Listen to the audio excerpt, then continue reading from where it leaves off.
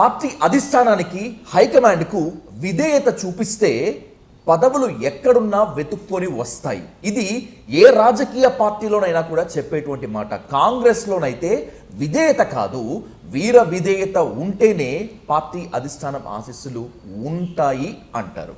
అయితే ఎందుకో ఓ సీనియర్ నేత విషయంలో మాత్రం విధేయతే అడ్డుపడుతోందా అనేటువంటిది ఈ రోజుకి అర్థం కానటువంటి ప్రశ్న.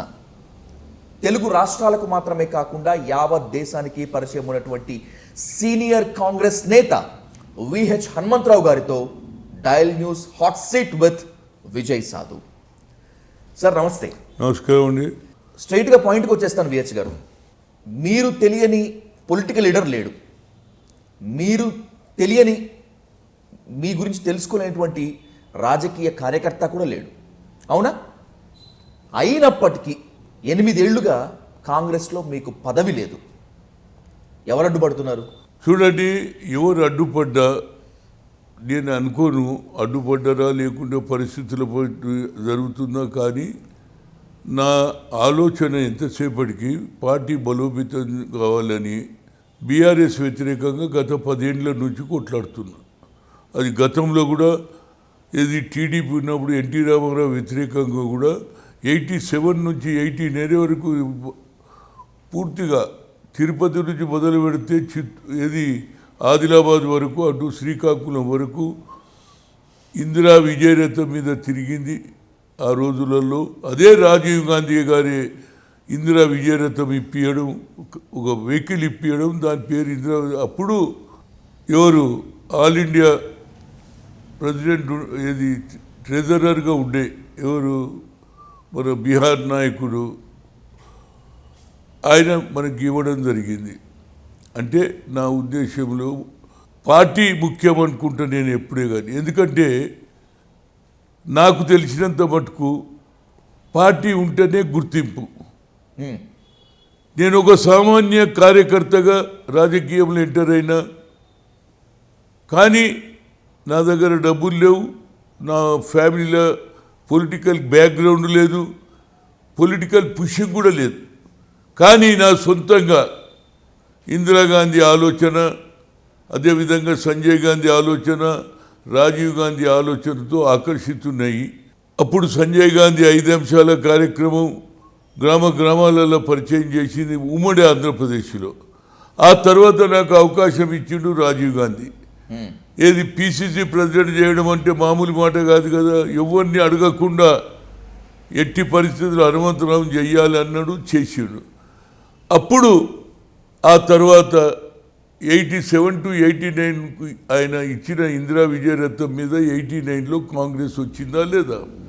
ఆనాడు ఎవరు వెంగళరావు గారు ఉండిరి, కానీ ఆయన లాస్ట్ మూమెంట్లో వన్ పోస్ట్ 1 మ్యాన్ అనే దాని మీద రాజీనామా చేస్తే డాక్టర్ మర్రి చెన్నారెడ్డి గారు మళ్ళీ ఆయనకు ఒక అవకాశం వచ్చింది, ఆయన ముఖ్యమంత్రి అయినాడు. ఆనాడు 78లో ప్రభుత్వాన్ని తెచ్చింది ఆయననే, రెండోసారి కూడా తెచ్చింది ఆయనే, అంటే ముఖ్యమంత్రిగా. అంటే నా ఉద్దేశంలో పదవులు ముఖ్యం కాదండి. పదవులు ఉంటే కొంత ఇమేజ్ పెరుగుతుంది తప్పితే పదవులు లేకుండా తిరుగుతుంటే ఇవాళ మీరే అంటున్నారు, ఏమండి హనుమంతరావు గారు 8 ఏళ్ల నుంచి నీకు ఏ పదవి లేదన్నా ఎందుకు అడగవలసి వచ్చింది? అరే హనుమంతరావు బాగా పనిచేస్తాడు, పార్టీ గురించి, పార్టీ విధేయత, ఇందిరాగాంధీ, రాజీవ్ గాంధీ, సోనియా గాంధీ, రాహుల్ గాంధీకి దగ్గరి ఫ్యామిలీ అటాచ్మెంట్, పార్టీ అటాచ్మెంట్ ఉన్న వ్యక్తికి ఎందుకు దూరం చేస్తున్నారని మీ ఒక్కరిదే కాదు, రాష్ట్ర మొత్తంలో అందరిది అదే ఆవేదన ఉన్నది. నేనేమంటాను, ఏదైనా ఇప్పుడు ప్రభుత్వం వచ్చింది, ఈ ప్రభుత్వంలో ఎవరికి న్యాయం జరగాలి? అసలైన సిసలైన కార్యకర్తలకు జరగాలి. గతంలో ఏం జరిగిందో నేను దాని గురించి జరిగింది జరిగిపోయింది, కానీ ఇప్పుడు ఏం జరగాలి? కొత్తగా వచ్చిన వాళ్ళు, మొదటి నుంచి పనిచేసిన వాళ్ళు ఇద్దరిని సమన్వయం చేయకపోతే పార్టీకి నష్టం జరుగుతుంది. రేవంత్ రెడ్డిని ఒక దశలో మీరు చాలా తీవ్రంగా వ్యతిరేకించారు వేదికల మీదే, ఎక్కడా కూడా మీరు వెనక్కి తీసుకోలే. తర్వాత ఎందుకో స్వరం మారింది, రేవంత్ రెడ్డిని మీరు ఓకే చెప్పారు. ఫార్మాలిటీ కాదండి. ఎప్పుడైతే మనం నాయకత్వం ఎవరిది అన్నాం, సోనియా గాంధీ అన్నాం, హైకమాండ్ అన్నాం. హైకమాండ్ ఒక నిర్ణయం తీసుకున్న తర్వాత దానికి ప్రతి ఒక్కరు కూడా కట్టుబడి ఉండాలి అనేది నా కల్చర్. నేను మొదలు వ్యతిరేకం చేసేది నిజమే, కానీ ఎప్పుడైతే సోనియా గాంధీ గారు రాహుల్ గాంధీ గారు అపాయింట్ చేసినాక రేవంత్ రెడ్డి కార్యకర్తల సమావేశంలో చెప్పిన ఏది మేడ్చల్ దగ్గర ఇవాళ నుంచి నీకు మద్దతు ఇస్తున్నా, ఎందుకంటే మా నాయకురాలు హైకమాండ్ నిన్ను పిసిసి అధ్యక్షుడు ఇచ్చిండు కాబట్టి అది నా డ్యూటీ అన్న. అదే కొనసాగించిన ఆయన ఏది బస్ యాత్ర పెడితే ఆయన పోయినా, అదేవిధంగా బట్టి విక్రమార్క కూడా పీపుల్ మార్చ్లో పోయినా, ప్రతి దగ్గర పోయినా. ఎలక్షన్స్లో నేను తిరగని ప్లేస్ లేదు, వాళ్ళు ఎంబడిది ఈ ఇద్దరి దగ్గర తిరిగిన. అదేవిధంగా ఎన్నికలు వచ్చినప్పుడు కొన్ని కాన్స్టిట్యున్సీ నాకు ఇస్తే నేను అక్కడికి పోయినా, పబ్లిసిటీ చేసిన, ఊరూరు తిరిగిన. కనుక ఇవాళ కాంగ్రెస్ వచ్చిందంటే 6 గ్యారెంటీలు ఒకటి, అదేవిధంగా సోనియా గాంధీ గారు ఇచ్చిన మాట నిలబెట్టుకుంటారనేది జనానికి అర్థమైంది. ఎందుకంటే 1200 మంది చనిపోయినప్పుడు ఏమన్నది, no more casualty, when we come to the power will make it separate Andhra, separate Telangana అన్నది. ఆమెకు తెలుసు తెలంగాణ ఇస్తే ఆంధ్రలో నష్టం జరుగుతుందన్న తెలిసినా ఆమె ఏమన్నది, ఈడ ఎమోషనల్గా పిల్లలు చనిపోతున్నారు, మగవాళ్ళు ఆడవాళ్ళు, కనుక ఇయ్యాలన్నది ఇచ్చింది. అదే ఆలోచనతో ఇవాళ 6 డిక్లరేషన్ కూడా మేము చేశాము. అయితే వాళ్ళు అనేది ఏంటంటే ముఖ్యమంత్రి గారు 100 డేస్లో చేస్తా అన్నారు అనేది వాళ్ళ వాదన. మేమేమంటున్నామంటే ఆయన అన్నిండొచ్చు ఉత్సాహంగా, కానీ నేనేమంటున్నా మాకు 5 ఏళ్ళ అవకాశం ఇచ్చారు, 1 by 1 చేస్తున్నాం. ఇక్కడ బస్సు ఫ్రీ అన్నం ఇస్తున్నాం, అదేవిధంగా ఇంటి లైట్ పెట్టుకున్నటువంటి వారు 200 యూనిట్స్ లోపల ఉన్న వాళ్ళకు ఫ్రీ అన్నం ఒకటి, అదేవిధంగా గ్యాస్ ఏది 500 సిలిండర్ 500 గవర్నమెంట్కి వెళ్ళి ఇస్తుంది, అది ఏది 50% మేము చేస్తున్నాం. ఇంకా మిగతాయి ఉన్నాయి, ఏది రైతుల ఇష్యూ కానీ, అదేవిధంగా మహిళల ఇష్యూ కానీ 1 by 1. ఎందుకంటే దానికి కారణం ఏంటంటే గతంలో ఉన్న ముఖ్యమంత్రి గారు 7 లక్షల కోట్ల రూపాయలు 7 లక్షల కోట్ల రూపాయల వరకు అప్పు చేసిపోయాడు. ఏది అక్కడ అప్పును సరిచేయాలి, ఇక్కడ ఇచ్చిన వాగ్దానాలు కొంత టైం పడుతుంది. ఎప్పుడు చూసినా రోజు టీవీలో కానీ పేపర్లో కానీ రోజు కాంగ్రెస్ తిట్టడం, రేవంత్ రెడ్డిని తిట్టడమే తప్పితే మేము తప్పనిసరిగా, మీరు కూడా అన్నారు రైతు రుణమాఫీ అన్నారు, ఇచ్చిండ్రు, కానీ అది కూడా ఎన్ని ఇన్స్టాల్మెంట్లు ఇచ్చిండ్రు, మీరు కూడా ప్రామిస్ చేసిండ్రు. 1 లక్ష ఇచ్చి అది ఎన్ని రోజులు పట్టింది, అది దానికి ఇంట్రెస్ట్లోనే పోయింది. వాళ్ళు చెప్పిన తప్పులు చెప్పరు. అదేవిధంగా కాళేశ్వరం ఇష్యూ, కాళేశ్వరం మీరు తొందరపడి కట్టడం జరిగింది.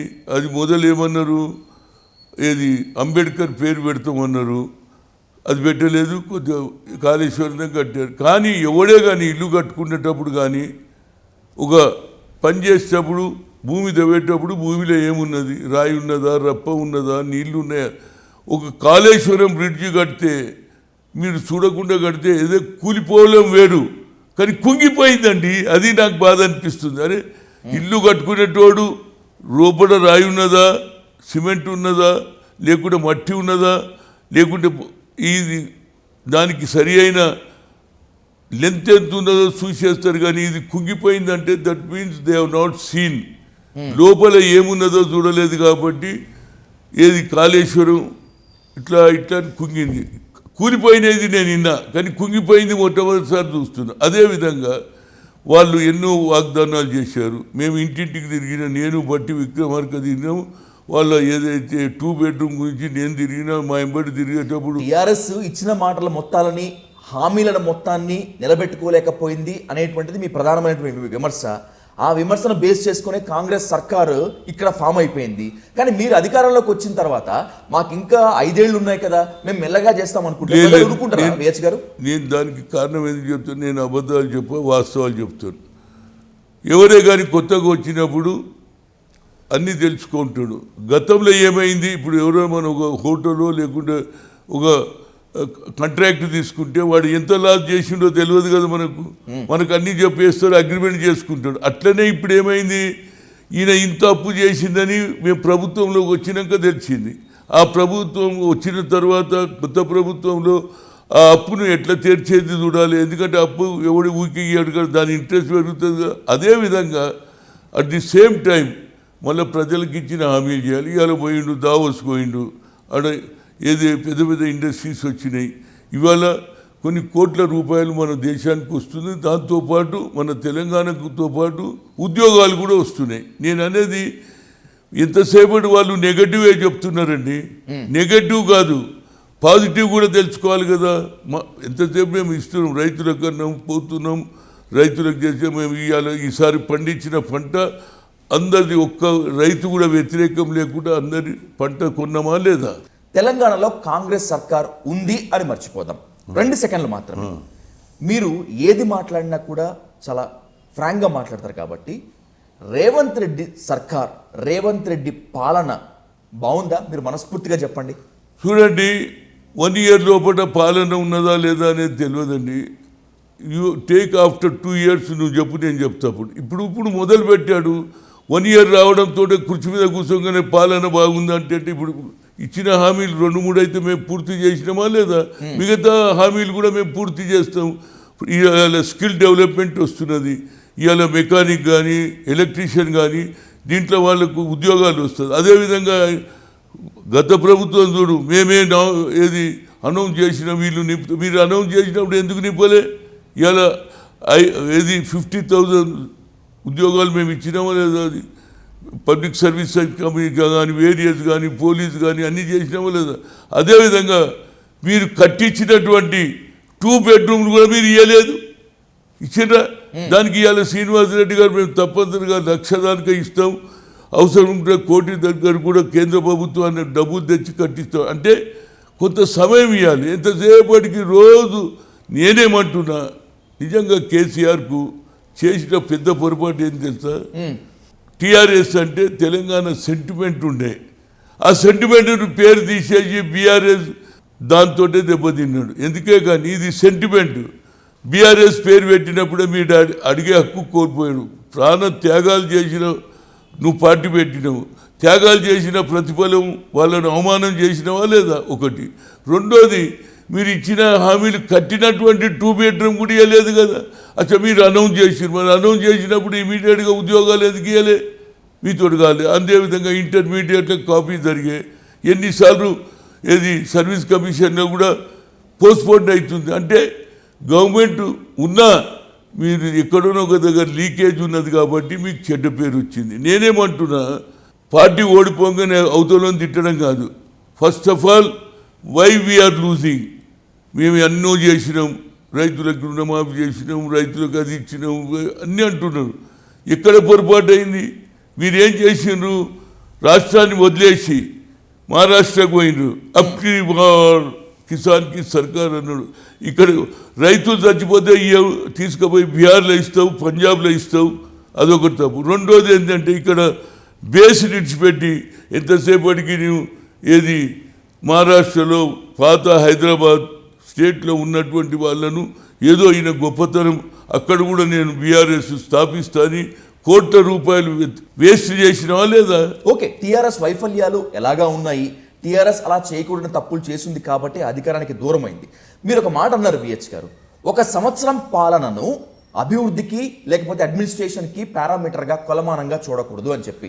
ఒకవేళ గనక అదే నిజం అనుకుంటే కొన్ని రోజుల క్రితం మీరు తెలంగాణలో అధికార మార్పు మాత్రమే జరిగింది, దొరల పాలన మాత్రం అంతే ఉంది అని చెప్పి అన్నారు. ఆయన కూడా దొరనే, ఎవరు గతంలో ఆయన కూడా దొరనే, కేసీఆర్ కూడా దొర. ఇప్పుడు దొర అనేది కామన్ అయిపోయింది. ఎందుకంటే ఈయన దొర, ఆయన దొర. రేవంత్ రెడ్డి దొర కదా. నేనేమంటున్నంటే ఆయన ఇచ్చిన వాగ్దానాలు నెరవేర్చడానికి హైకమాండ్ ఉన్నది. 1 by 1 అడుగుతుంది, ఎప్పటిదప్పుడే ఏం చేస్తున్నారని అడుగుతున్నది. కనుక ఇందిరాగాంధీ హయాంలో ఇచ్చినటువంటి నిరుపేద దళితులకు, పేదలకు ఇచ్చినటువంటి భూములే మీ సర్కార్ ఇంకా ఇవ్వట్లేదు కదా, దాన్నే పట్టించుకోవట్లేదు కదా. అంటే దాని మీద ఏమంటున్నంటే డెవలప్మెంట్ గురించి సమ్మతితో వాళ్ళని ఒప్పించి తీసుకోవాలనేదే ప్రభుత్వ ఉద్దేశము. మీరు అంటున్నారు ఇండస్ట్రీ రావాలంటే మరి భూమి లేవు, ఏడ పెట్టాలి? భూమి ఇస్తేనే కదా వాడి ఇండస్ట్రీ పెట్టేది.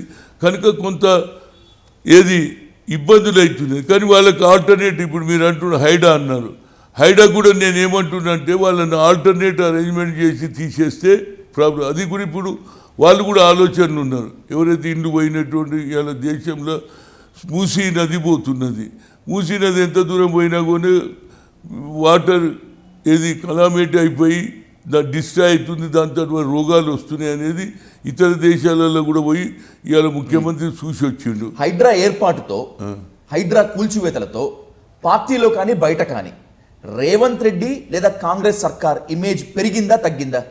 చూడండి, నేను ఒకటి చెప్పగలుగుతా, ఆయన కొంచెం స్టార్టింగ్లో తీయడంలో కొంత రియాక్షన్ వచ్చింది, తర్వాత మార్చేసిండు. లేదు ఎవరు వాళ్ళకు పోయిన వాళ్ళకు మేము ఆల్టర్నేటివ్ ఇల్లు ఇస్తాము, వాళ్ళను వేరే దగ్గర వాళ్ళకు అవకాశం ఇచ్చే తీసేస్తామన్న తర్వాత కొంత తగ్గిందని చెప్తున్నాను. ఎందుకంటే ఆయన కూడా తప్పే. ఇప్పుడు చూడు, మా బతుకమ్మకుంట నేను ఒక చిన్న ఉదాహరణ చెప్తా.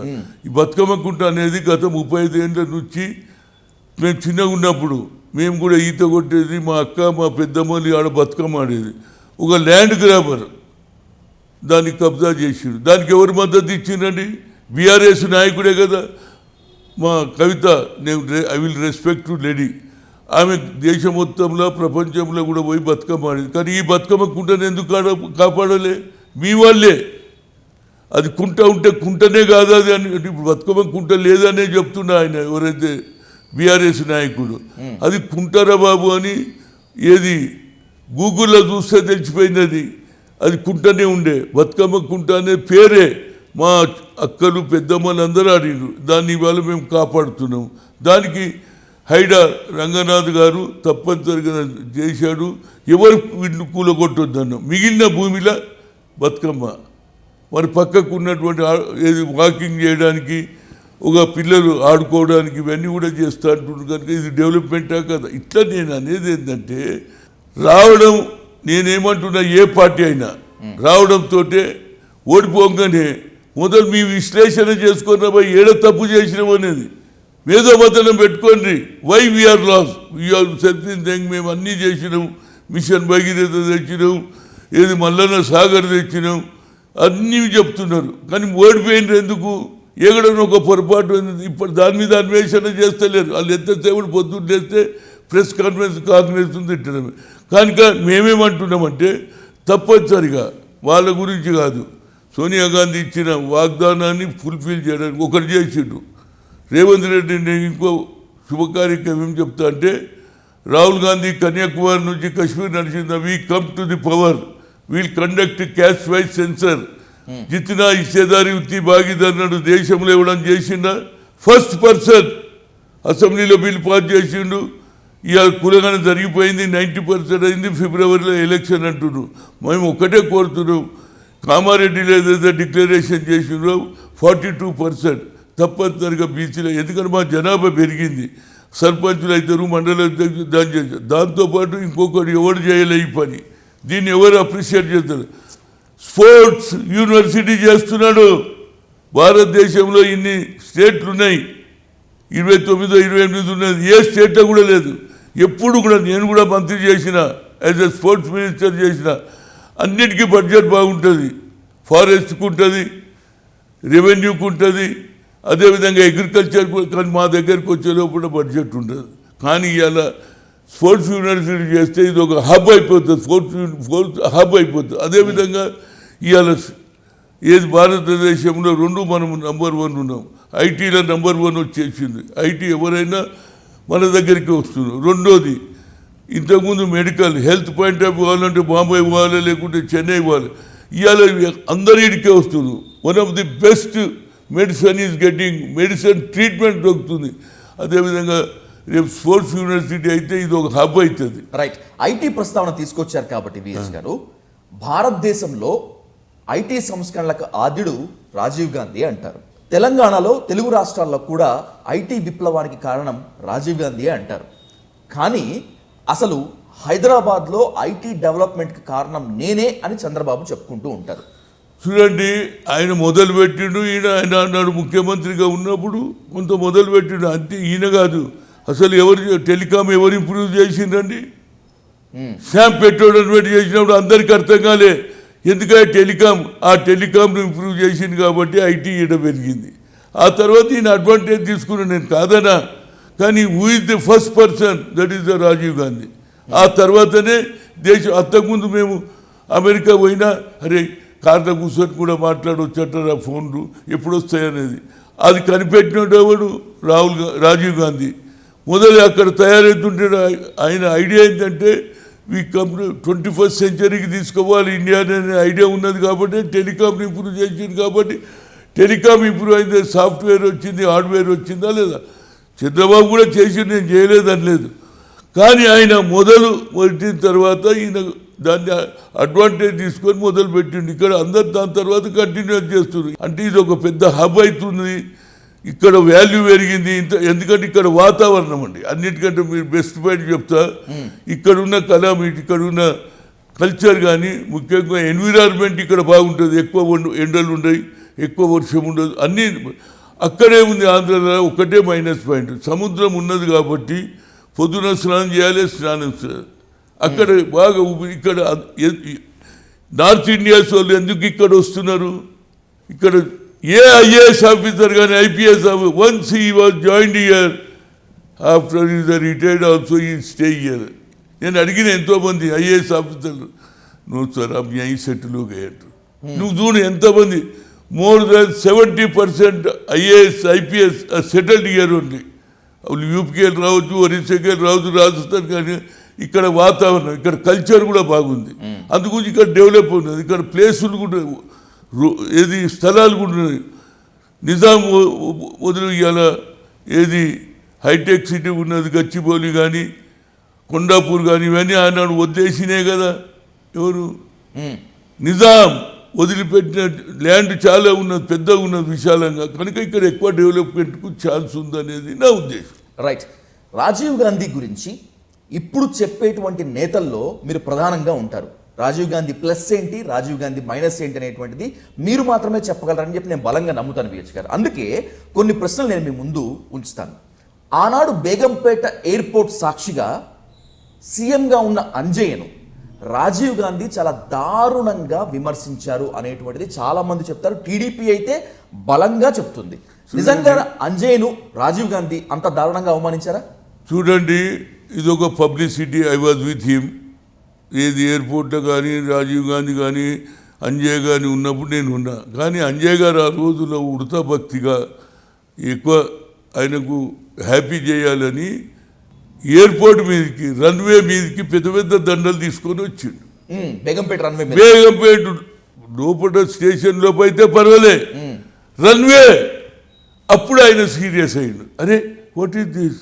ఒక రెక్క చక్రంలో పోయిందనుకో డ్యామేజ్ అవుతుంది అన్న కోపంతో సీరియస్ అయింది. అంతేగాని ఆయన అవమానం చేయాలని కాదు. మళ్ళా తిరుపతికి వెళ్ళి వచ్చినాక మళ్ళీ ఆయన ఇంటికి పోయిందా లేదా అది చెప్పరు. దానికి అప్పుడున్న ఎన్టీ రామారావు గారు అటువంటి ఆంధ్రుల ఆత్మగౌరవం దెబ్బతిన్నదని చెప్పడం జరిగింది. అది కొంత ఎక్కువ పబ్లిసిటీ అయింది.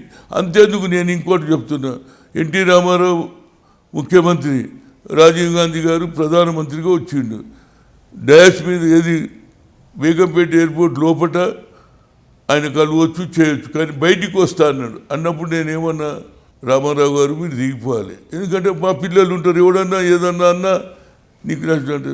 ఆయన దిగిపోయాడు. దానికి ప్రెస్ ఏం రాసిరు, ముఖ్యమంత్రిని దించిన విహెచ్ అన్నాడు. నేను ఎందుకన్నా ఈ షుడ్ ఆయనకు అవమానం జరగొద్దని. మా పిల్లలు వస్తే రాజీవ్ గాంధీ పక్కకు ఎట్టినా అంటారా లేదా, అందుగురించి ఆపిన. That is our culture. అదే రాహుల్ గాంధీ ఎన్నడూ కూడా దాన్ని బాగా పబ్లిసిటీ చేసుకున్నారు కదా, అంజయ్యని అవమానం చేయాలని కానీ అంజయ్యని కించపరచాలి కానీ. Why you brought airport is airport. Airport అయి జరిగితే ఒక చిన్న తప్పు జరిగిన, ఒక రెక్క కానీ ఒక పువ్వు కానీ లోపల చక్రంలో పోతే ఆయన is a pilot, senior pilot ఉండే, దెబ్బతింటుందన్న ఉద్దేశంతో ఆయనకు చేసేసి కోపం మీద తిరుపతి పోయి వచ్చినా మళ్ళీ మేము చెప్తే దిగంగానే ఆయన ఇంటికి పోయినాం. పోయేసి ఆయన అంటే పొలిటికల్గా ఓసారి ఒక ఇష్యూ దొరికినప్పుడు దాన్ని బాగా పబ్లిసిటీ చేద్దాం. ఆంధ్రుల ఆత్మగౌరవం దెబ్బతిన్నది అనేది ఒక పబ్లిసిటీ జరిగింది. అప్పుడు ఎవరు చెప్పినా నమ్మరు కదా. జరిగింది ముఖ్యమంత్రి, మళ్ళీ ఆయన ఇంటికి పోయింది తక్కువ మంది చెప్పిండ్రు. అంటే ఒక్కొక్కసారి పొలిటికల్గా అటు. ఇప్పుడు చూడు, నేను ఒక మాట చెప్తా, దీన్ని ఎందుకు పబ్లిసిటీ చేస్తలేరు? పార్లమెంట్ లోపల, రాజ్యసభ లోపల అమిత్ షా దేశానికి హోమ్ మినిస్టర్ ఏమన్నాడు తెలుసా? ఇది ఒక ఫ్యాషన్ అయింది అన్నాడు. 6 సార్లు అంబేద్కర్ పేరు ఎత్తిండు. అంబేద్కర్ అంబేద్కర్ అంబేద్కర్ అంబేద్కర్ అంబేద్కర్ అంబేద్కర్ అని ఇది ఒక ఫ్యాషన్ అయిపోయింది. దానివల్ల ఏమొస్తుంది? అదే దేవుని కన్నా మీరు ఆయన పేరు ఎత్తితే మీకు స్వర్గం దొరుకుతుందంటే రాజ్యాంగం రాసింది రేపు 26 జనవరి ఉన్నది. 26 జనవరి నాడే కదా మన రాజ్యాంగం వచ్చింది. 47లో వచ్చింది, ఇండిపెండెంట్ వచ్చింది, బ్రిటిష్ వారు వెళ్ళిపోయి. కానీ మన రాజ్యాంగం అప్పటి వరకు బ్రిటిష్ రాజ్యాంగమే కదా. మన దేశంలో ఉన్న పరిస్థితి మీద, ఏది కులాల మీద, మతాల మీద, ఏ విధంగా ఉండాలి, మనం వాతావరణం ఎట్టు, దాని మీద ఎవరు తయారు చేసిండ్రు? అంబేద్కర్. 26 జనవరి నుంచి ఇంప్లిమెంట్ అవుతుంది. కనుక నా ఉద్దేశంలో అంత అవమానం చేసిన ఇప్పటి వరకు అమిత్ షా దానికి సారీ చెప్పడు, దాన్ని అడిగేటోడే లేడు. ఎవరు? నరేంద్ర మోడీ అడిగాడు, ఒక బీజేపీ నాయకుడు మాట్లాడు. ఇంకోటి అది అయిపోయిందా? ఇది అయితేనే ఉన్నది. ఇంకో ఆయన మోహన్ భగత్, ఆయన ఏమన్నాడు తెలుసా? స్వాతంత్రం ఎప్పుడు వచ్చిందో తెలుసా? అయోధ్యలో రాముని గుడి ఎస్టాబ్లిష్ అయినాకనే నిజమైన స్వాతంత్రం. అంటే ఇంతకంటే అవమానం ఉన్నదండి. ఎంతమంది దేశాన్ని భక్తులు ప్రాణాలు అర్పించారు, జైల్లోకి పోయిండ్రు. 14 ఏళ్ళు పోయిండు. వాళ్ళందరినీ షహీద్ భగత్ సింగ్ ఊరికి పోయిండు. అడిగిండ్రు, నువ్వు ఏది దేశం గురించి మాట్లాడొద్దు, ఏది దేశ స్వాతంత్రం నీకు వదిలేస్తామంటే, లే నాకు స్వాతంత్రమే కావాలి, నా ప్రాణాలు ఇచ్చిండు. ఇలాంటి దేశభక్తులను దేశానికి త్యాగం అవమానం చేసిండా లేదా? దాని మీద ఎవడు మాట్లాడాడని? నా బీఆర్ఎస్ వాడు మాట్లాడాడు, బీజేపీ మంత్రులు మాట్లాడారు. ఎంతసేపటికి ఇంత అవమానం అనండి. అక్కడ అంబేద్కర్కి అవమానం, ఇక్కడ స్వాతంత్రం తెచ్చిన అమరవీరులకు, షహీద్ భగత్ సింగ్ లాంటి వాళ్ళకు అవమానం చేసిందా లేదా? వాళ్ళు మాట్లాడతారు దేశభక్తి గురించి. అచ్చా, వాళ్ళ పార్టీ ఏమున్నదండి? దేశానికి త్యాగం చేసినప్పుడు ఏది అన్నాడు? బీజేపీ లేదు, ఆర్ఎస్ఎస్ లేదు, వీళ్ళు పుట్టనే లేదు. ఇవాళ వాళ్ళు స్వాతంత్రం అంటే పిల్లల భవిష్యత్తు కూడా జరగొడుతున్నారు. రేపు విద్య చదువుతున్నటువంటి మహిళలు కానీ యువకులు కానీ వాళ్ళు రేపు రాస్తారు. ఈయన చెప్తే మోహన్ భగత్ స్వాతంత్రం ఎప్పుడు వచ్చిందంటే అయోధ్యలో రాముని గుడి అంటే ఇంతకంటే అవమానం ఉన్నదండి. ఎంతమంది త్యాగాలు చేశారు. పండిట్ జవహర్లాల్ నెహ్రూ, మహాత్మా గాంధీ ఊరూరు తిరిగిండు, సర్దార్ పటేల్, మౌలానా, వీళ్ళందరూ కష్టపడితే వచ్చింది కదా. దానికి రాజ్యాంగం ఈయనకి ఎందుకు ఇచ్చిండ్రు? కడుపు గాలినోడు, పేదరికంలోకి వెళ్ళి వచ్చినోడు రాజ్యాంగం రాస్తాడని అన్నాడు మహాత్మా గాంధీ. పటేల్ చెప్పాడు కాబట్టి ఆయన రాసిండు. ఆయనను కూడా అవమానం చేస్తారు. దేవుని నువ్వు చూడలే, నేను చూడలే, కానీ పేద ప్రజల గురించి మాట్లాడినోడు, పేద ప్రజల కష్ట సుఖాలు తెచ్చుకున్నాడు దేవుడు అనుకుంటాడు. ఎందుకంటే ఆనాడు బావుల దగ్గర ఓనియలే, గుళ్ళల్లోకి ఓనియలే, వాళ్ళని అంటరాని తలమని దూరం పెట్టిందా లేదా? మానవులనే. అలాంటి రాజ్యాంగం ఇవాళ ఎవరికి? అంబానీకి, అదానికి ఒకే ఓటు, రిక్షామానికి ఒకే ఓటు. That is constitution. దాన్ని కూడా మీరు అవమానం చేస్తారు. అందరు దాన్ని రాజ్యాంగం అది ఎట్లా భగవద్గీత ఉందో, ఖురాన్ ఉందో, బైబుల్ ఉందో అటువంటిది, దాన్ని కూడా అవమానం చేస్తూ మళ్ళీ దేశానికి మాట్లాడుతున్నారంటే నాకైతే అర్థమైతే లేదు. మరి నరేంద్ర మోడీ ఆలోచన ఏంది? మమ్మల్ని అన్నారు, ఏమన్నారు? పేరుకే మన్మోహన్ సింగ్ ప్రధానమంత్రి ఉన్నాడు, రిమోట్ కంట్రోల్ సోనియా గాంధీ చేతులు ఉన్నది. ఇవాళ మీ రిమోట్ కంట్రోల్ ఏడుంది? మోహన్ భగత్ చేతులు ఉన్నదా లేదా? నాగ్పూర్లో ఉన్నదా లేదా? దీని మీద ఎవరు మాట్లాడారండి? ఇది నేనేమంటున్నా, political and I'm 100% Congress. But ఎక్కడైనా తప్పు నోరు దాటితే ఇమీడియట్గా ఏది మనస్తాపం చెంది దానికి సారీ చెప్తాము. ఆయన సారీ చెప్పాడు. కాంగ్రెస్ హైకమాండ్ని ఎక్కడా కూడా మాట అనరు. మీరు ఎవరైనా మాట అనాలని చూస్తే ఒక సేఫ్ గార్డ్ లాగా వచ్చి నించుంటారు. రాజీవ్ గాంధీ, ఇందిరాగాంధీ నుంచి రాహుల్ గాంధీ వరకు చాలా ఒబీడియంట్గా ఉంటారు కాబట్టే విహెచ్కు ఇంకా పదవులు ఇవ్వకుండా అలా కూర్చోబెట్టారు అనే విమర్శకు మీ సమాధానం? చూడండి, దానికి సాక్రిఫైస్ ఉందండి. ఆనాడు వాళ్ళు అగ్రకులాల్లోనే పుట్టినగా పండిట్ జవహర్లాల్ నెహ్రూ దేశం గురించి త్యాగం చేసిన ఆయన బిడ్డే ఎవరు? ఇందిరాగాంధీ. ఆమె కూడా దేశం గురించి పోరాడి ప్రాణాలు అర్పించిందా లేదా? అదేవిధంగా ఆమె కొడుకు రాజీవ్ గాంధీ దేశం గురించి ఆయన కూడా ఏ పార్టీలో ఉన్నోండి ఒక్కరిని చెప్పాను సాక్రిఫైస్ ఏం చేసిందో చెప్పను. ప్రధానమంత్రులను కూడా చంపేస్తే ఎవరు కూడా మీరు ఇంతవరకు చూసారు. త్యాగాలు చేసి కొందరు ఇందిరాగాంధీ కుటుంబం వస్తలేదా? నీ సాక్రిఫైస్ ఏందిరా బాబు? What is your contribution? They fight for ఏది ఇండిపెండెంట్ కొట్లాడినరు, దేశం గురించి ప్రాణాలు అర్పించారు. ఆ కుటుంబానికి మిగతా కుటుంబాలకు కంపేర్ ఇది ఉంటుంది. ఎవరు చూడ ఇందిరాగాంధీ లేదా, రాజీవ్ గాంధీ లేదా? అరే నీకు కూడా అవకాశం ఇచ్చిండ్రు నరేంద్ర మోడీ, ఒక బీసీ అని. ఇవాళ నువ్వు బీసీలకు ఏం చేసినావు? నేను 11 ఏళ్ళు నువ్వు ప్రధానమంత్రి ఉన్నప్పుడు 4 సార్లు కలిసిన, కులగానే చేయమన్నా, మా జనాభా ప్రతిపక్షంగా మా ఒక మినిస్ట్రీ చేయమన్నా, చేసినవా? ఇవాళ అదే అగ్రకులాలలో పుట్టిన పేదవాళ్ళ గురించి ఆలోచన చేసి అది ఇందిరాగాంధీ కుటుంబానికి ఉంది. అందులో ఇవాళ రాహుల్ గాంధీ అన్నాడు, we come to the power will conduct. అంతటితో ఆగలే, జిత్నా అంటే 50% సీలింగ్ కూడా ఎత్తేస్తా అంటున్నాడు.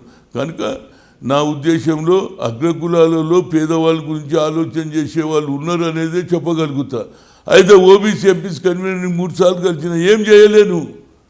10 ఏళ్ళు ఉన్నావు, ఏం చేసి పోనీ. ఇంకా రైతుల సంగతి చెప్తా.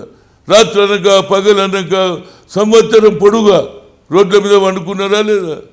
ఏమనికి మొన్న కూడా పంజాబ్ రైతులు వస్తే వాళ్ళని అరేంజ్ చేస్తే సిటీకి కూడా రానియకపోతే ఆఖరికి మినిమం సపోర్ట్ ప్రైస్ అడుగుతున్నారు.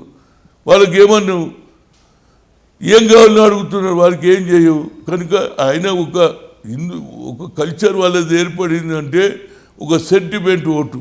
ఇంత బలంగా వాదిస్తారు కాబట్టే, ఇంత బలంగా విమర్శిస్తారు కాబట్టే కాంగ్రెస్లో మిమ్మల్ని తొక్కేస్తున్నారు. ఇది మీరు ఒప్పుకోకపోయినా వాస్తవం విఎస్ గారు. నాకు ఓపెన్ గా చెప్పండి, మిమ్మల్ని కాంగ్రెస్ లో తొక్కేస్తుంది ఎవరు? మీ అభ్యున్నతికి కాంగ్రెస్ లో అడ్డుపడుతున్నది ఎవరు? చూడండి, ఎవరు అడ్డుపడ్డారు? నా లక్ అనేది నాకు 2 సార్లు అవకాశం వచ్చింది. లక్కు కూడా ఫేవర్ చేయాలి కదా. ఏది 90లో రాజీవ్ గాంధీ చేయమని చెప్పి పంపించిండు హెచ్కేఎల్ భగత్ను. ఆనాడు వీరందరూ మొండిపట్టు పట్టి ఈయన ఏజ్ 41 ఉన్నది, ఇంత తొందరగా తర్వాత చేయమని పోయింది. రెండోసారి విశాఖపట్నం నుంచి ఈజ్ గోయింగ్ టు పెరంబూర్, నన్ను పక్కకు పిలిచి Hanumanth after parliament election I will make you CM అన్నాడు. అయింది. ఒక్కొక్కసారి అదే కాకుండా ఇంకొక రాజీవ్ గాంధీ గారు కనుక బతికి ఉండుంటే ఆంధ్రప్రదేశ్ కు మీరు ఖచ్చితంగా సీఎం అయి ఉండేవాళ్ళు. 100కి 100 రూపాయలు సవాల్ లేదు. ఇంకో సంగతి చెప్తా, 2008లో నా పేరు నడుస్తున్నది. ఏది సోనియా గాంధీని అడిగిన, మేడం నేను ఇంత చేస్తా అంటే ఆమె చెప్పింది ఇస్తానది. నా పేరు నడుస్తుంది పొద్దున్న నుంచే. ఏది టీవీలలో ఆస్తక్ అన్నిట్లో నడుస్తుంది. హనుమంతరావు జాయినింగ్ ఇన్ క్యాబినెట్ అంటే ఎవరు? Vilasrao Deshmukh is the chief minister of Maharashtra. Hanumanth, you are going to the minister central government, first you visit Bombay అన్నాడు. దిగ్విజయ్ సింగ్ ఫోన్ చేశాడు, జనార్దన్ ద్వివేది చేశాడు.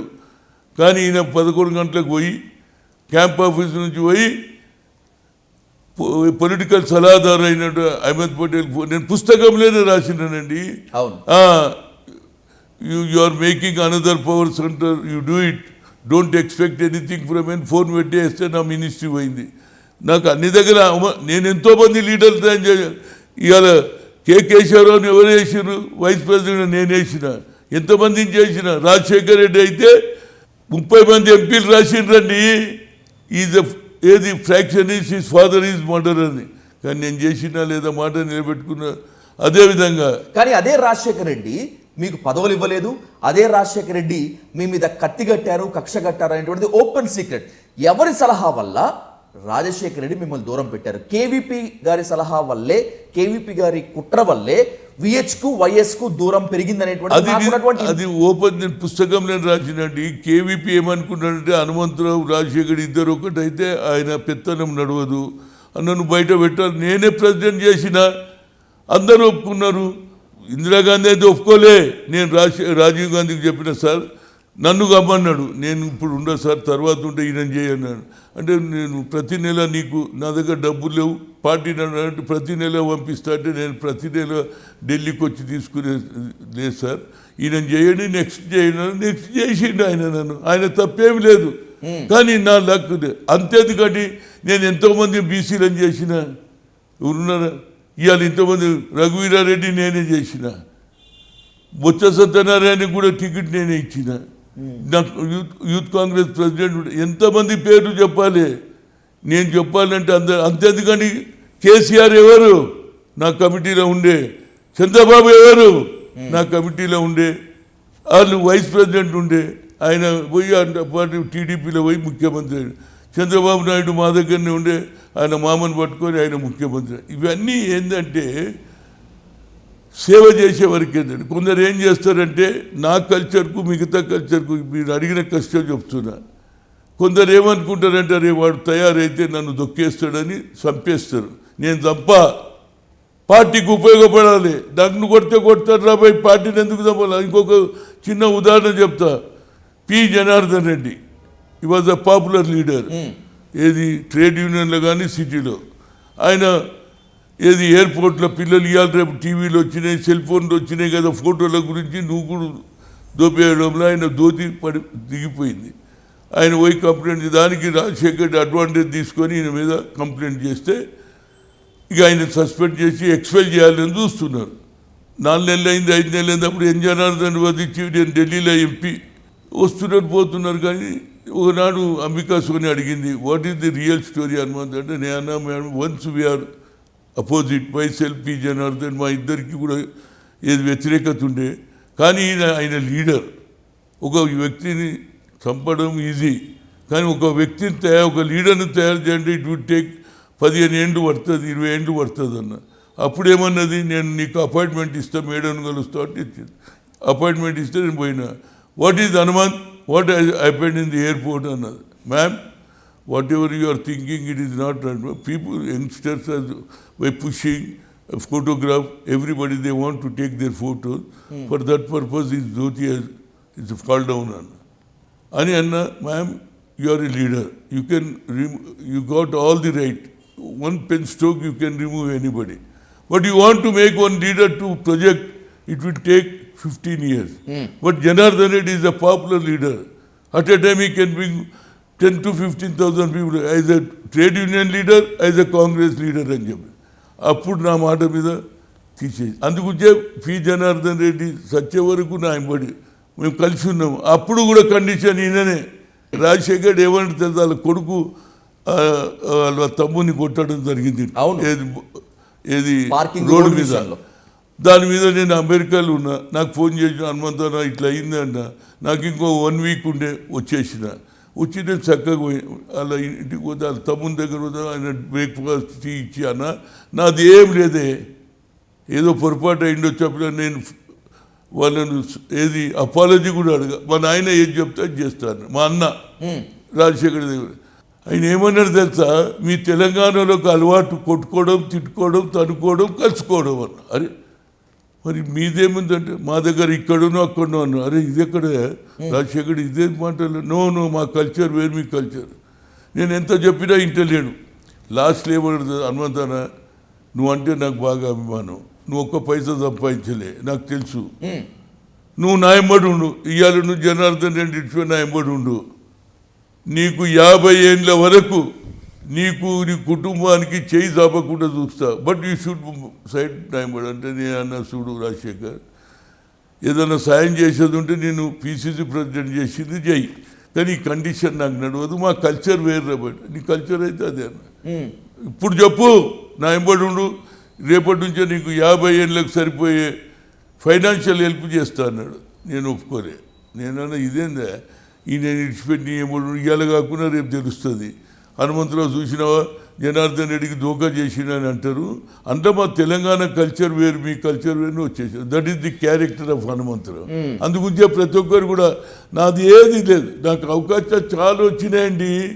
సగం హైదరాబాదే నాది, నా అవాట్లో ఉండే. నన్ను చూసేదానికి అరే హనుమంతరావు నేను ఏడ తప్పు చేయలే. అంతేందుకు ఎన్ జనార్దన్ రెడ్డి నేను పిసిసి ప్రెసిడెంట్ కాగానే ఏం చేసి పుస్తకంలో రాసిన, నా ఇంటికి ఆర్డీఓని పంపించింది, షేక్పేట ఆర్డీఓ. షేక్పేట ఆర్డీఓ ఇదంతా అట్లనే వస్తుంది కదా, గచ్చిబోలి అంత వచ్చి అన్నాడు, హనుమంతన్న జూబ్లీస్ బంజారా అంతా ఆయన చేత నాకు 3 బిడ్డల పేర్లు, మా వైఫ్ పేరు ఇమ్మన్నాడు. ఎందుకు అని అడిగాడు. నువ్వు సీఎం చెప్పిండు ఒక్కొక్కరికి జూబ్లీస్ బంజారా హిల్స్లో 800 స్క్వేర్ యార్డ్స్ నువ్వు పేరి నేను రిజిస్ట్రేషన్ చేసుకొచ్చి ఇస్తా అంటే నేను షాక్ అయినారే. నాకెందుకే ముగ్గురు బిడ్డలకు మా మిస్సెస్ పేరు మీద అంటే ఏడికెళ్ళి వచ్చిందని చెప్పాలి, నేను చేయ ఈ తప్పు అన్న.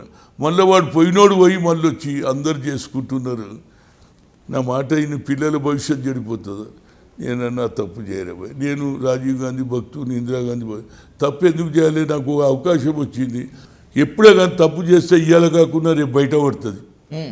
నా క్యారెక్టర్ దెబ్బతింటే నేను వద్దాను. అయితే వాడు రంజాన్ పండుగలో ఇఫ్తార్లు అయితే కదా, 2-3 ఇఫ్తార్లు కలిసి నన్ను చూడగానే క్యా ఆద్మీ హై రోజ్ బచ్చోं का जिंदगी ఖరాబ్ అన్నాడు. అంటే పిల్లలు అరే నేను మంచిగా ఉన్నారా అన్నాడు. That is my character. కానీ ఓపెన్ గా చెప్పాలంటే ఆ రోజు ఆర్డీఓ మాట వినుంటే ఈ రోజు కొన్ని 100 కోట్లకు పడగలెత్తేవాళ్ళుగా. నేను అనేది ఏంటంటే అప్పుడు సిస్టమ్ వేరుండే. 30 ఏళ్ళ కింద ఈ వాతావరణం లేదు.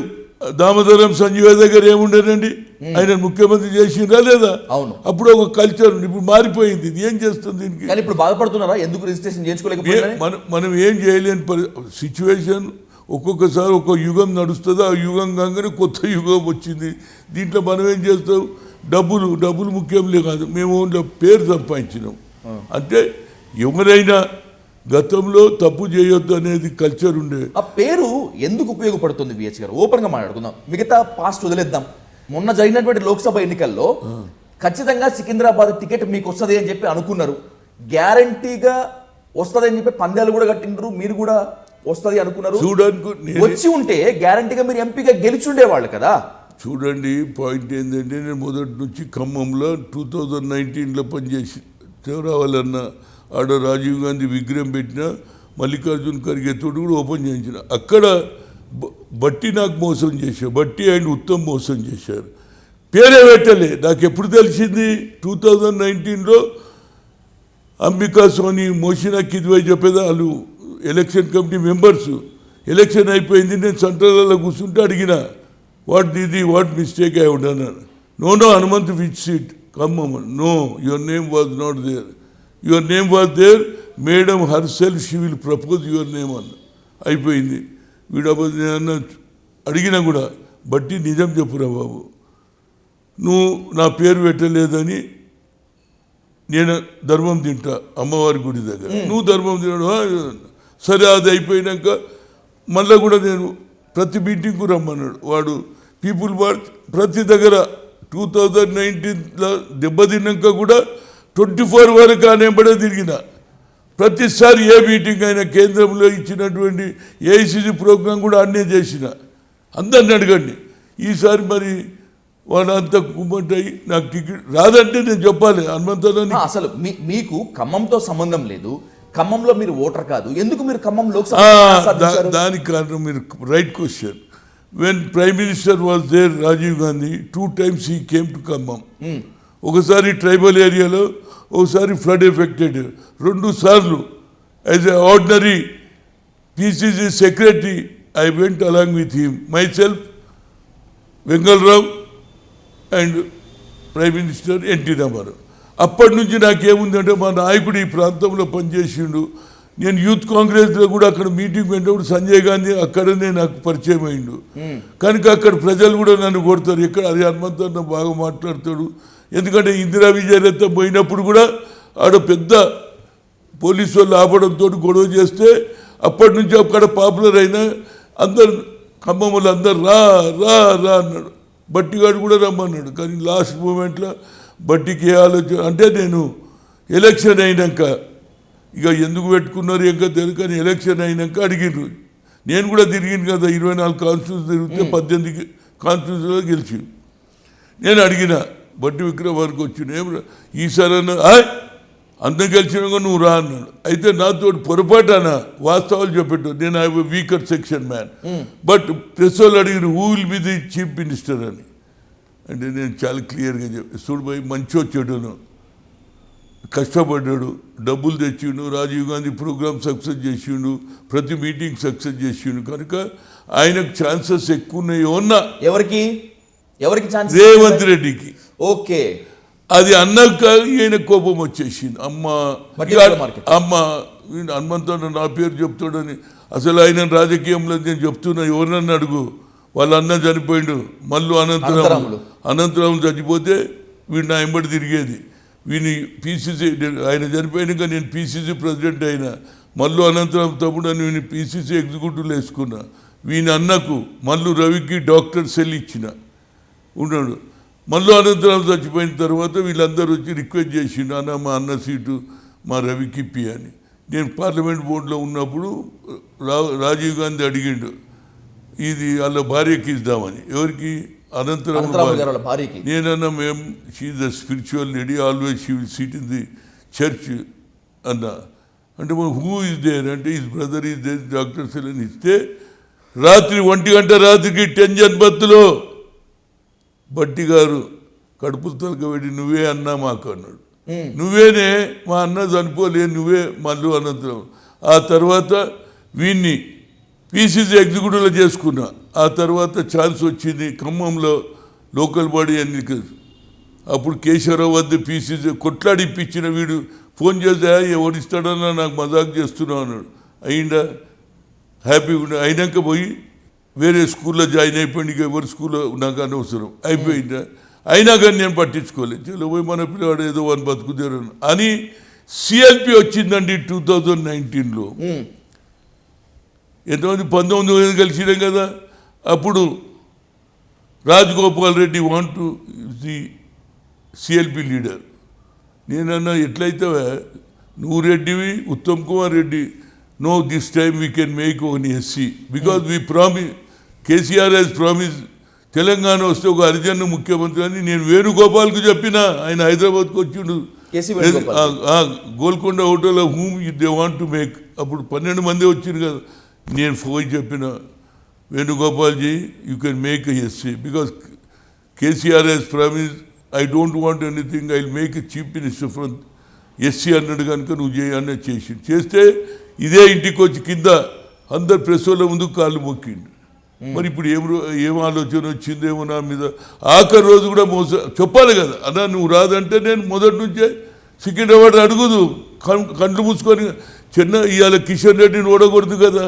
అంటే నేను ఎప్పుడు కూడా పార్టీ ఉంటుంది, కొందరు ఏముంటుంది అంటే మరి అది ఎందుకు ఆలోచన. బట్టి ఇంత ద్రోహం చేసినా, బట్టి ఇంత నమ్మక ద్రోహం చేసినా కూడా అయినా మళ్ళీ మీరు ఏ మొహం పెట్టుకుని పీపుల్స్ మార్చ్ల విషయంలో ఆయనతో పాటు వెళ్ళారు, ఆయనతో పాటు చూడండి. నాకు పార్టీ చూడండి, నాకు పార్టీ అట్లయితే వాడి ముఖమే చూడొద్దు. వాడు విడిస్తే పోయినా లేదా. పీపుల్ మార్చ్లో 7 ప్లేస్లలో పోయినా, నేను పోయినా, గద్దరు పోయినరా నెంబడి. ఈయనకి ఎవరు గుర్తుపడతారు అప్పుడు? ఇవాళ ఫ్లోర్ నేను గద్దరు వస్తే జనం, హనుమంతను వస్తుడు గద్దరు వస్తున్నాడు జనం వచ్చింది. ఆయన చనిపోయి నన్ను కూడా యూజ్ చేసుకోకపోవడము. నా సర్వీసెస్ ఉన్నాయా లేదా? మొన్న కాంగ్రెస్ పార్టీ వచ్చినది మీరు చెప్పండి. My services was utilise full problem. ఎందుకంటే I want to this time defeat to KCR అనే ఉద్దేశంలో ఎన్ని ఇబ్బందులైనా నేను ఇంకా కూడా చేస్తాను. నేను పదవి ముఖ్యం కాదండి. ఇలా 8-9 ఏళ్ళ నుంచి ఏడికి పోయినా నాకు జనం వస్తారండి. నాకు గుడ్ విల్ ఉన్నది, నాకు అదే సంతోషం. మొన్నటి వరకు నాకు సెక్యూరిటీ లేదు, ఏడికి పోయినా ఒక్కరినే పోదు. కానీ మొన్న 2-3 సార్లు నా ఇంటి మీద, నా కార్ల మీద దాడి నుంచి పోలీస్ హ్యాస్ గివెన్ 1 సెక్యూరిటీ ఇస్తున్నారు. నేను అనేది ఏంటంటే ప్రతిభ ఉన్నవాడిని ఎవడ నేనే కాదండి, ఒక జిల్లాలో కూడా ప్రతిభ ఉంటే వాడిని తొక్కొద్దు అంటున్నా, వాడిని లేపాలి, వాడు పార్టీకి ఉపయోగపడతాడు. మీకు కులం లేదు, రాజకీయ అండ లేదు, అన్నింటికి మించి డబ్బు లేదు. ఈ 3 చూసుకొనే రాజకీయాల్లో మిమ్మల్ని తొక్కేస్తున్నారా, ఎదగనివ్వట్లేదా? చూడండి, ఎవడు దొక్కినా దేవుడు ఉన్నంతకాలం. ఇవాళ నేను నా ఏజ్ 75-76, ఇవాళ గుడి వెళ్తున్నానా లేదా? ఇదే దేవుడు ఇచ్చేది. ఇదే నువ్వు మంచి చేస్తే మన హెల్త్ బాగుంటుంది. చాలామంది నా క్లాస్మేట్ చూసి నాకు కొందరైతే ముసలోళ్ళు అయినారు. నా క్లాస్మేట్ కేశవ నన్ను చూసి, అరే హనుమంతు నువ్వు అప్పుడు ఎట్లున్నావు ఇప్పుడు అట్లా. That is the God. దేవుని పంపుతాను నేను. లక్ష్మీనరసింహ స్వామి అనుకో, రామాజీపేట రామస్వామి అనుకో, వెంకటేశ్వర. ఎందుకంటే దేవుడు ఏడున్నాడు, పేదవానికి సాయం చేస్తే అక్కడనే దేవుడు అనే కల్చర్. నల్గొండ జిల్లాలో హాజీపూర్లో 3 అమ్మాయిల మీద పోయినా లేదా?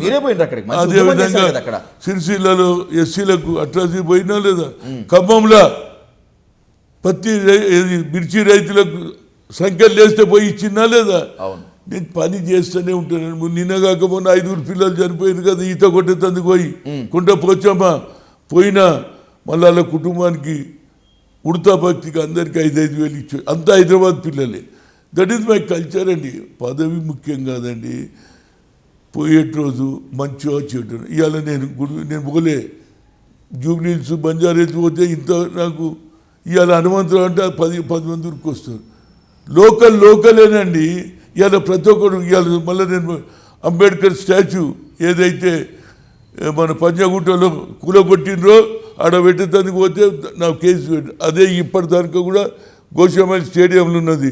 రేపు 26వ తేదీ స్వాతంత్రం ఏది రాజ్యాంగం అమలైన రోజు రేపే పూజ చేస్తున్నా. ఏ స్టాచ్యూ అయితే పోలీస్ స్టేషన్లో అది 14th ఏప్రిల్కు ఇక్కడనే పెడతా. అక్కడ పెట్టాం కదా. మహాత్మా జ్యోతిరావు పూలే 18th సెంచరీ గురువు శిష్యుడు. చాలా ట్రై చేసిన ఓల్డ్ సిటీలో పెట్టాలని, ఎవరు ఒప్పుకోరు. ఇప్పటికీ కేసు నడుస్తుంది. నేను అనేది ఏంటంటే జనంలో పనిచేస్తే ఆటోమేటిక్గా శక్తి పెరుగుతుంది. పేదవానికి సాయం చేస్తే అన్నాడు మంచి నిద్ర పడుతుంది. రాజకీయాలు ఇంత దుర్మార్గంగా ఉంటాయి కాబట్టే, రాజకీయాల్లో ఏ పాము ఎప్పుడు కాటేస్తుందో తెలియదు కాబట్టే వారసత్వం వద్దనుకున్నారా మీ పిల్లల్ని, అంటే మీ అమ్మాయిల్ని రాజకీయంలోకి రానివ్వకపోవడం గల కారణం అదేనా? ఎన్నడూ కూడా నేను కోరలేదు. ఎందుకంటే ఇంట్లో ఎన్నో నువ్వే చెప్పినావు, తేళ్ళు ఉంటాయి, పాములు ఉంటాయి, అన్నీ ఉంటాయి. అంటే అన్నీ అంటే మనుషులని కాదు, ఆలోచన విధానం ఉంటే ఉండని. కానీ నేనేమంటా, పార్టీ బలపడాలంటే దమ్మున్న క్యాండిడేట్ను చంపొద్దు, వాని సర్వీసును గుర్తుపట్టాలి. దానివల్ల పార్టీ ఓడిపోయినా పార్టీ జెండా మోసే కార్యకర్తలు కావాలనేదే నా ఉద్దేశం. ఇవాళ కూడా చెప్తున్నా, కొత్త వాళ్ళకు తెచ్చిరు మంచిదే. కొత్త వాళ్ళకు ఒరిజినల్ కాంగ్రెస్ వాళ్ళని ఇద్దరిని సమన్వయం చేస్తే రేపు వచ్చే లోకల్ బాడీ ఎన్నికల్లో పంచాయతీలో లాభం జరుగుతుంది. నువ్వు దూరం పెట్టినావు అనుకో, పదవి రానివాడు ఏం చేస్తాడండి?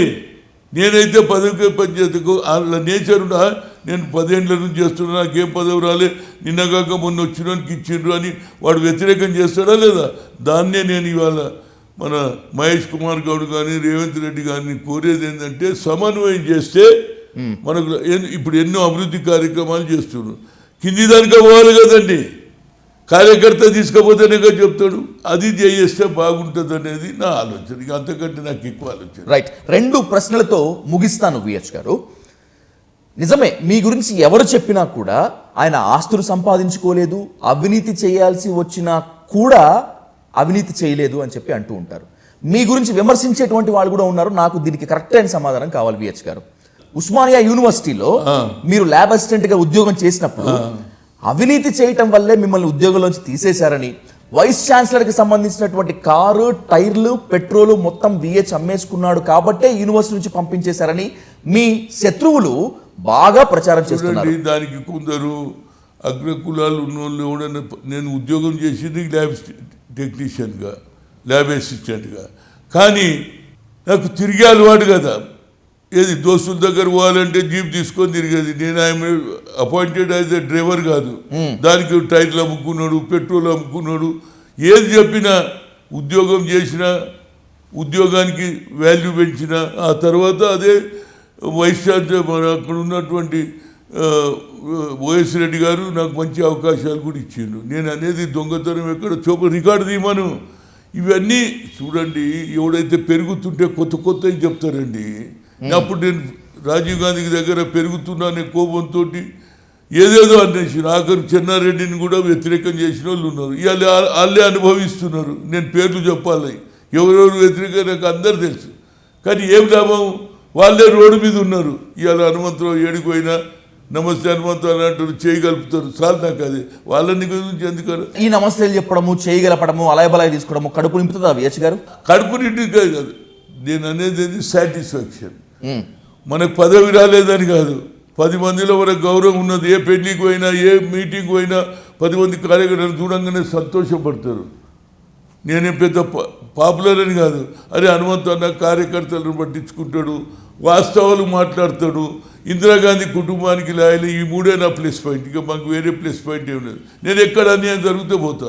ఈవెన్ పార్టీలో కూడా నిన్ను మొన్న అన్నాడు వేణుగోపాల్ గారు, ఎన్డీపీఎస్సీ మీటింగ్లో ఏది మాట్లాడాలో అక్కడ మాట్లాడండి. బయట మాట్లాడుతాం, తప్పక మేము అదే మాట్లాడుతాం. లోపల ఏది తప్పుదని మీటింగ్లో కూడా సమన్వయం చేయాలి. నేను అనేది ఏంటంటే పార్టీ ఇప్పుడు నా అటువంటి వాడు ఏదైనా మాట్లాడింది అనుకో, I should not give to advantage to the opposition. హనుమంతనే అన్నాడు రానిగా ఇంకా 4 శీర్షికలు వెళ్తాయి కదా.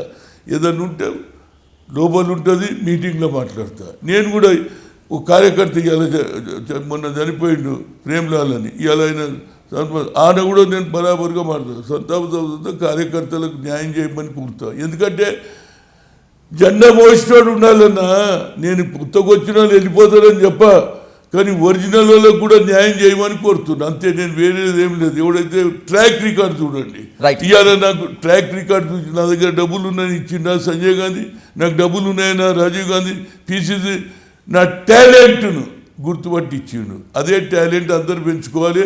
టాలెంట్ ఉన్న వాళ్ళకు న్యాయం చేయమని రేవంత్ రెడ్డిని కొడుతున్నా. అదేవిధంగా ఎవరిని మహేష్ కుమార్ గౌడ్ను కొడుతున్నాం. ఒరిజినల్ కాంగ్రెస్ చంపేస్తే పార్టీ వీక్ అవుతుంది. మన కార్యక్రమం రేవంత్ రెడ్డి చేసే అభివృద్ధి కార్యక్రమాలు కింది దానికి అవ్వాలంటే కార్యకర్త హ్యాపీగా ఉండాలి. ఊరూరు తిరిగేటోడు కావాలి. వాడే తిరగకపోతే కేవలం మనం అడ్వర్టైజ్మెంట్లు ఇచ్చి పేపర్లు ఇస్తే జరగదు. గ్రామ స్థాయి దానికి పోవాలి, ఊర్లలో పోవాలి. అది కార్యకర్త చేస్తాడు కదా, వాళ్ళని కాపాడుకోవాలి అనేదే నా ఉద్దేశం. రైట్. మీరు అవకాశాలు ఇస్తే చాలా మంది పొలిటికల్ లీడర్లు అయ్యారు ఈరోజు. అలా పొలిటికల్ లీడర్లై ఫోజులు కొడుతున్న వాళ్ళు చాలా మంది ఉన్నారు. వాళ్ళందరినీ చూస్తుంటే ఎట్లా అనిపిస్తుంది విహెచ్ గారు? చూడండి, మీరు అడిగిన క్వశ్చన్ చాలా కరెక్ట్. నేను చాలా మందికి సాయం చేసిన, వాళ్ళకి తెలుసు నాకు. కానీ నా ఎంబడి ఉన్నారు. నేను వాడేదో నాకు మోసం చేస్తాడని నేను వానికి అన్యాయం చేయొద్దు అనేది కల్చర్ నాది. వాడి విమానం ఉంటే నా ఎంబడి ఉంటాడు, వెళ్ళిపోని. కానీ నేనెందుకు తప్పు చేయాలి? అరే హనుమంతరావు వాడుకొని వదిలేసాడు అనే పేరు రావద్దు నాకు. హనుమంతరావు ఎంబడి తిరిగినా ఇన్ని రోజులు నన్ను వాడుకున్నాడు, అట్లొద్దు. వాడుకున్నాడు అనేది కాకుండా పార్టీకి పనిచేసినా కానీ సరి అయిన పదవి ఇప్పించాలని వాళ్ళలో మాటలలో మార్చి ఇవ్వాలి. రేపు ఎంత తొందరగా మారిపోతున్నారు. కల్చర్ అట్లా తయారైంది. ఇవాళ చూడు పార్టీలు ఎట్లా మారుతున్నారు. పొద్దున ఒక షెల్ వేస్తారు, సాయంత్రం ఒక షెల్ వేస్తున్నారు. అది నా తోటి కాదు. ఎందుకంటే నేను ఇందిరాగాంధీ ఆలోచనను, ఆనాడు ఉన్నట్టు రాజీవ్ గాంధీ ఆలోచనలో పైకి వచ్చిన కాబట్టి నా జీవితాంతం అదే ఆలోచన. పేదవారికి గుండెల్లో ఉండాలి, పేదవారికి అన్యాయం జరగకుండా చూడాలి, పేదవారికి సరి అయిన సాయం కలవాలి, పార్టీ బలోపేతం కావాలన్న దృక్పథంతో ఖమ్మం నుంచి నిలబడాలని ఆలోచన చేసిన. 2 సార్లు మోసం చేసిరు. మొన్న సికింద్రాబాద్ ఇస్తే నేను గ్యారంటీ గెలుద్దు. ఎందుకంటే అందరు కూడా అన్నారు, నాకు అందరు లైక్ చేస్తారు. అరే నువ్వు ఎందుకు తీసుకోరు? ఇప్పుడు మీరే అన్నారు, ఎవడు అడిగినా అరే క్యా సాబ్ తుమ్ టైరేతో జీత్ జాతే. నాదేం లేదుగా తప్పు. ఏదున్నా బాగా అంటే ప్రేమగా మాట్లాడితే, ఏదైనా కోపం మీద అన్నా ఎందుకు పట్టించుకోడంటే హనుమంతానికి అలవాటు, మళ్ళీ జరసేపటికి ప్రేమ చేస్తాడనే కల్చర్ నాది. అది రైట్. ఇందిరాగాంధీ మీద, రాజీవ్ గాంధీ మీద, సంజయ్ గాంధీ మీద, సోనియా గాంధీ మీద, ప్రియాంక, రాహుల్ గాంధీల మీద కూడా మీరు అమితమైన ప్రేమ చూపిస్తారు. వాళ్ళ మీద పొరపాటున ఒక మాట కూడా పడనివ్వరు. It's a clear cut VH గారు. మీరు చూపించేటువంటి ప్రేమ వాళ్ళకి తెలుసా? వాళ్ళు కూడా అదే స్థాయిలో మీ మీద ప్రేమ చూపిస్తారా? చూపిస్తారంటే ఇప్పుడు కొందరు పని కట్టుకొని బ్యాడ్గా ప్రపగండ చేసిన వాళ్ళు ఉన్నారు. నాకు అది కూడా తెలుసు. వాళ్ళకు ఒకనాడు కాకుండా తెలుస్తుందనే నాకు నమ్మిక ఉన్నది. ఎందుకంటే నేనేం తప్పు చేయలేదు. ఎక్కడ కూడా ఇన్నేళ్ళ ఆల్మోస్ట్ 40 years నుంచి 45 years నుంచి పాలిటిక్స్లో ఉన్నా. నాకు ఎక్కడ చెడ్డ పేర్లు ఏంటని అంటే హనుమంతరావు ఉన్నది ఉన్నట్టు మాట్లాడతాడు, 10 మందిలో మాట్లాడేస్తాడు అనే భయం తప్పితే నేను ఎవ్వరికి వ్యతిరేకం కాదు. నేను పొలిటికల్గా ఏదైతే రాయలసీమ కల్చర్లో పొడుచుకోవడం తడుచుకోవడం కాదు. నాకు జనార్దన్ ఎంతో తగాదా ఉన్నా మళ్ళీ మేము కలిసి పని చేసినాం. ఆయన నాకు ఆయన అంటే నేను అనేది ఏంటంటే పార్టీలో ఎవడైతే కింది స్థాయిలో ఉన్నవాడిని గట్టిగా కాపాడుకుంటే పార్టీ 10 కాలాల పాటు ఉంటుంది. ఓడిపోయినా మళ్ళీ వాడే జెండా పడతాడు. కానీ ఒరిజినల్ కాంగ్రెస్కు వచ్చినటువంటి వాళ్ళని ఇద్దరిని సమన్వయం చేస్తే రేపు లోకల్ బాడీ ఎన్నికల్లో లాభం జరుగుతుంది, పార్టీ బలోపేతం. రేవంత్ రెడ్డి వేసుకునే అభివృద్ధి కార్యక్రమాలు కింది దానిక పోవాలన్నదే నా ముఖ్య ఉద్దేశం. Right. Thank you so much VH గారు. Thank you so much.